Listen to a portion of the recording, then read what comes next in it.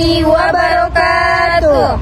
Perkenalkan, Kami dari kelompok 1 PAI 5. Jadi, pada video kali ini kami ingin memenuhi tugas mata kuliah fikih munakahat dengan dosen pengampu Bapak Anwar Halidi Siregar MHHK.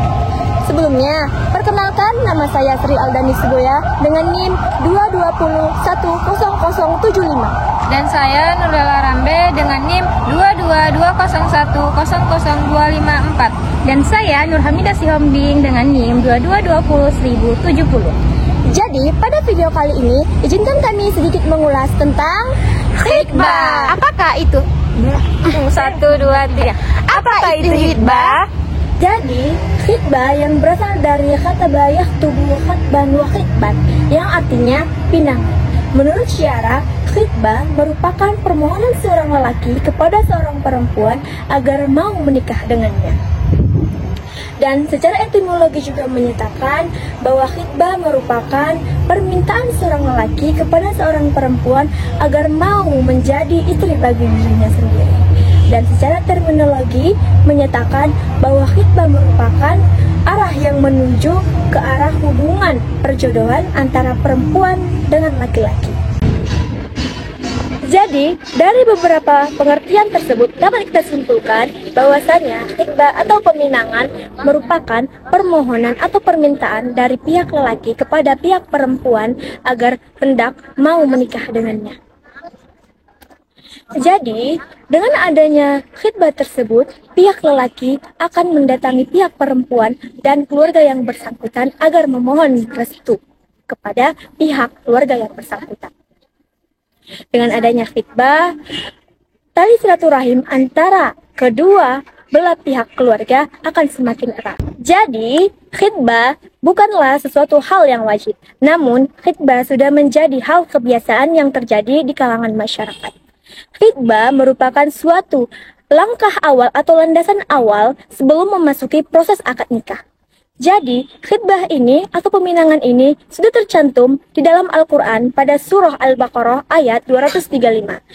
Bismillahirrahmanirrahim. Wala junaha alaikum fima aradtum bihi min khitbatin nisa'i aw a'nantum fi anfusikum.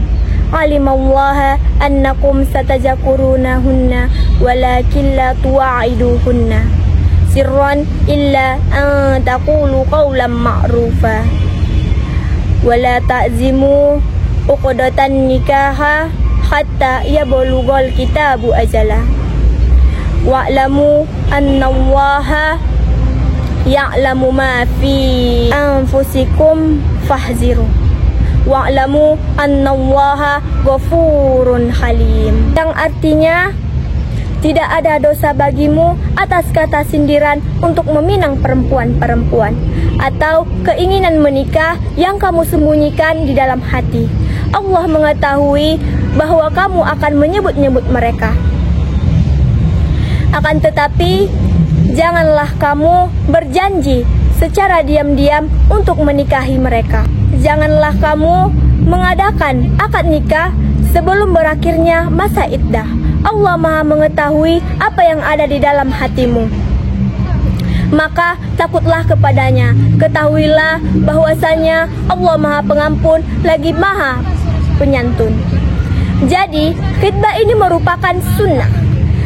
Khitbah ini dapat menjadi haram ketika kita melanggar atau melakukan suatu alasan. Yang pertama yaitu melakukan khitbah kepada perempuan yang masih dalam masa khitbah, yang ditinggalkan suaminya karena meninggal ataupun yang telah ditalak raj'i. Dan yang kedua yaitu mengkhitbah wanita yang telah dikhitbah oleh orang lain. Jadi, apa saja syarat dan karakteristik dari khitbah? Syarat-syarat khitbah yang pertama yaitu syarat mustasina. Syarat ini berupa pengakuan seorang laki-laki untuk meminang seorang perempuan untuk terlebih dahulu diteliti wanita yang dinikahinya agar kelangsungan keluarga mereka. Yang kedua yaitu syarat lazimah, yang mana syarat ini harus dipenuhi sebelum dihitbahkan. Yang pertama yaitu seorang wanita yang belum sah atau belum dihitbahkan dengan orang lain. Yang kedua yaitu yang tidak masa iddah, karena haram hukumnya melamar seorang yang sedang masa iddah. Yang ketiga yaitu seorang wanita menurut syariat dan hukum Islam, yaitu seorang wanita yang bukanlah mahram bagi pria yang meminangnya. Selanjutnya saya akan membahas tentang karakteristik khitbah. Yang pertama yaitu khitbah bid'al tashri', yang mana khitbah bid'al tashri' ini melamar seorang perempuan dengan perkataan yang pasti dan menunjukkan keinginan kuat untuk menikahinya. Misalnya, saya melamar kamu untuk saya jadikan istriku. Yang kedua yaitu khitbah al-tarid, yang mana khitbah al-tarid ini meminang seorang perempuan dengan kalimat sindiran atau dengan kalimat yang tidak menunjukkan keinginan kuat untuk menikahinya. Tiga yaitu khitbah tulisan dan isyarat. Khitbah tulisan dan isyarat ini dilakukan ketika kondisi yang tidak berjalan normal. Misalnya, karena saling berjauhan atau seseorang yang tidak bisa berbicara atau bisu.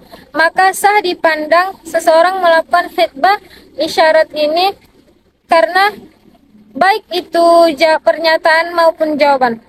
Jadi, apa aja sih batasan yang boleh dilihat dan hikmah dari khitbah? Dan yang seterusnya yaitu batasan yang boleh dilihat. Meskipun Nabi Muhammad SAW memperbolehkan melihat wanita yang sedang dipinang, akan tetapi apa-apa saja yang dapat dilihat itu ada batasnya. Dalam hal ini banyak perbedaan pendapat di kalangan ulama. Kebanyakan ulama berpendapat bahwa bagian yang dapat dilihat hanya wajah dan telapak tangan saja. Mengapa demikian? Dikarenakan dengan melihat wajahnya kita mengetahui keindahannya, dan dengan melihat telapak tangannya kita mengetahui kesuburannya. Akan tetapi ulama lain berpendapat seperti Daud Jahiri mengatakan bahwa boleh saja melihat bagian terhadap perempuan, akan tetapi dengan pengecualian ketika peminangan saja. Dan saat yang tepat untuk melihat terhadap wanita yang dipinang yaitu ketika ingin meminangnya. Dikarenakan ketika setelah melihatnya kita tidak suka, maka kita dapat meninggalkannya tanpa menyakitinya. Pembahasan terakhir dari materi kami ini yaitu hikmah disyariatkannya khitbah. Seperti syariat lainnya, khitbah atau peminangan memiliki beberapa keutamaan atau hikmah. Adapun di antara beberapa keutamaan atau hikmah tersebut yaitu yang pertama, mempermudah suatu perkenalan antara pihak peminang dan pihak yang dipinang beserta keluarga yang bersangkutan. Dengan adanya proses peminangan ini, maka akan lebih memudahkan untuk saling mengenal lebih dalam kepribadian masing-masing antara pihak peminang dan pihak yang dipinang beserta keluarga yang bersangkutan. Dan yang kedua yaitu menjaga kesucian diri menjelang pernikahan. Dengan adanya proses khitbah ini, maka mereka akan merasa sedang dalam perjalanan menuju rumah tangga. Dan yang ketiga yaitu ketentraman jiwa. Dengan adanya proses khitbah atau peminangan, maka akan memperoleh ketenangan jiwa, dikarenakan mereka merasa mendapat kepastian ketika peminangan telah mendapat jawaban penerimaan. Dan yang terakhir yaitu untuk memperkuat persaudaraan atau pengenalan antara pihak peminang dan pihak yang dipinang serta keluarga yang bersangkutan, dikarenakan akan menjalin hubungan kekeluargaan. Mungkin sekianlah hasil dari video kami ini.